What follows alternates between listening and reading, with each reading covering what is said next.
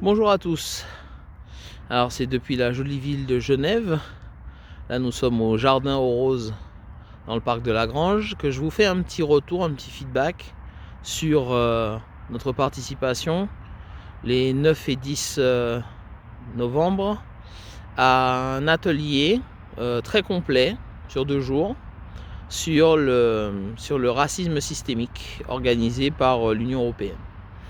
Alors évidemment, on a abordé différents sujets qui seraient trop longs à décrire dans cette petite vidéo. C'est juste que je tiens à rappeler quand même, et je pense que les institutions sont tout à fait d'accord, les spécialistes en tout cas de la question, à ce sujet, c'est qu'il n'y a pas de racisme anti-blanc. Le racisme est un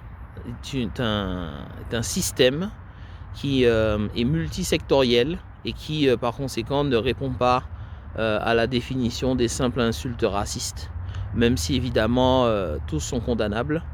Et nous avons également étudié beaucoup de moyens d'identifier les structures du racisme et aussi dans les ateliers comment les combattre. Je reviendrai sans doute dessus dans une prochaine vidéo, mais en tout cas c'était vraiment un plaisir avec l'association Diaspora Vote et ma co-ambassadrice Ama, qui je fais un petit coucou Ama, d'avoir participé à cette conférence très complète, et on a hâte de retrouver toute l'équipe pour débriefer à ce sujet. Bye bye.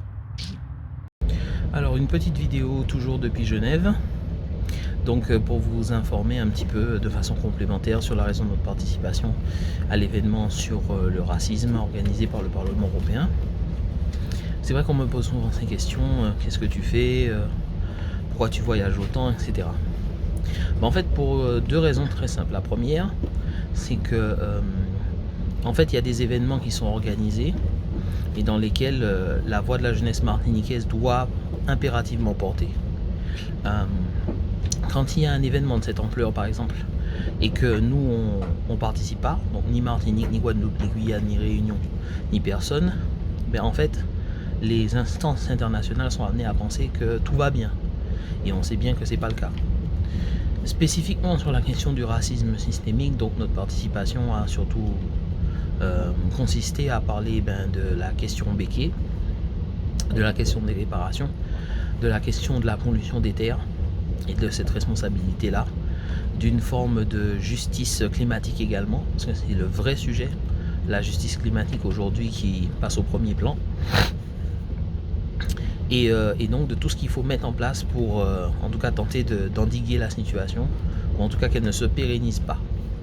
Le deuxième point important de notre participation, c'est évidemment de soutenir Diaspora Vote. Diaspora Vote est une ONG dirigée par Céline Fabriguet et qui joue un grand rôle, et rien que dans le fait de nous permettre de participer à ce genre d'événement, d'accéder au Parlement, à l'Union européenne, pour pouvoir vraiment avancer, aller de l'avant et faire entendre la voix des jeunes Martiniquais partout où c'est nécessaire. Donc vraiment big up à eux. Et puis aussi, on me dit souvent, ça n'a pas qu'à mener l'argent, ça rapporte rien, pourquoi tu fais ça? Je dis, par exemple, certes ça ne rapporte pas d'argent, mais c'est ce qui nous permet également d'organiser une délégation, comme celle que nous avons prévue pour le AI 2023 à Strasbourg, où j'espère que dans cette délégation, il y aura autant de Martiniquais, de Guyanais, de Guadeloupéens, de Réunionnais, peut-être de Miquelonais aussi, et de Mahorais, qui vont participer à cet événement-là, de manière à ce qu'on voit que nous sommes là. En 2021, je crois que nous étions 2, et c'est clairement pas assez pour être audible. Donc cette capacité à être entendu, c'est un élément fondamental, parce que on a besoin de ça pour avancer. Donc voilà, juste une petite vidéo d'explication sur les apports que nous avons menés. Évidemment, nous avons parlé du projet Ensemble, dirigé par le Dr Christophe Claude Charles Alfred, mon secrétaire général. Je pense qu'il donnera plus d'informations à ce sujet prochainement.